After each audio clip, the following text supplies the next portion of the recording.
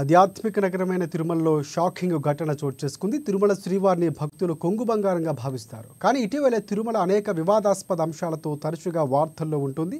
ఇక తాజాగా అన్నమయ్య విగ్రహానికి ఒక గుర్తు తెలియని దుండగుడు శాంటా క్లాస్ టోపీ పెట్టి అవమానపరిచాడు. ఆధ్యాత్మిక నగరమైన తిరుపతిలో సాక్షాత్తు శ్రీవారి పవిత్ర భక్తుడికి అవమానం జరగడంపై భక్తులు మాజీ టీడీపీ చైర్మన్ భూమన కరుణాకర్ రెడ్డి తీవ్రస్థాయిలో మండిపడ్డారు.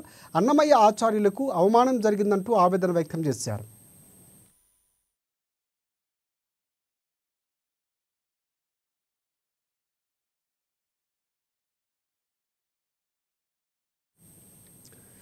ఇక కూటమి ప్రభుత్వంలో తిరుమలకు పూర్వవైభవం వచ్చేలా చర్యలు తీసుకుంటున్నట్లు చెప్పుకొచ్చారు. ఇక ఈ మధ్యనే కొత్తగా పాలక మండలిని సైతం ఏర్పాటు చేశారు. తిరుమలలో రాజకీయంగా మాట్లాడిన మాడవీధుల్లో రీల్స్ వీడియోలు తీస్తూ భక్తుల మనోభావాలు దెబ్బతీసేలా ప్రవర్తిస్తే కేసులు పెట్టక తప్పదని సైతం వెల్లడించారు. ఇక టీటీడీ కొత్త చైర్మన్ బిఎన్ నాయుడు సీరియస్గా వార్నింగ్ ఇచ్చారు. అయినప్పటికీ అధికారుల నిర్లక్ష్యంతో అన్నమయ్య విగ్రహానికి తీవ్రమైన అపచారం జరిగిందంటూ హిందూ సంఘాలు ధర్నాకు దిగాయి.